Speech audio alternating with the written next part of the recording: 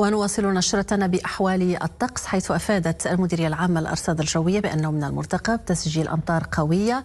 أحيانا رعدية وتساقطات ثلجية وهبات رياح قوية من اليوم إلى غاية الاثنين المقبل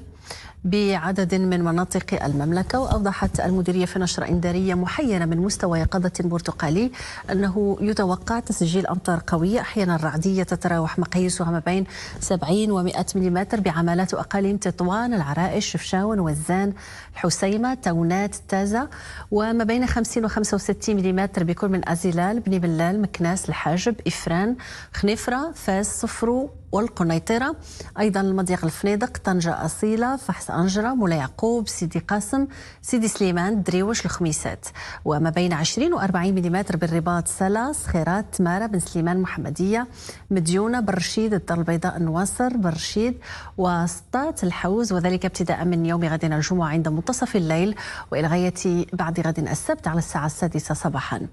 من المرتقب أيضا تسجيل الظاهرة ذاتها من 60 إلى 100 ملم بعمالة أقاليم تطوان، العرائش، شفشاون، وزان، تونات، الحسيمة، تازة، قنيطرة، طنجة أصيلة، الفحص أنجرة، مولاي يعقوب، خنيفرة، مكناس، الخميسات، إفران، صفرو، سيدي قاسم، سيدي سليمان، ابتداء من يوم الأحد المقبل عند منتصف الليل وإلى غاية يوم الاثنين على الساعة 6 صباحا.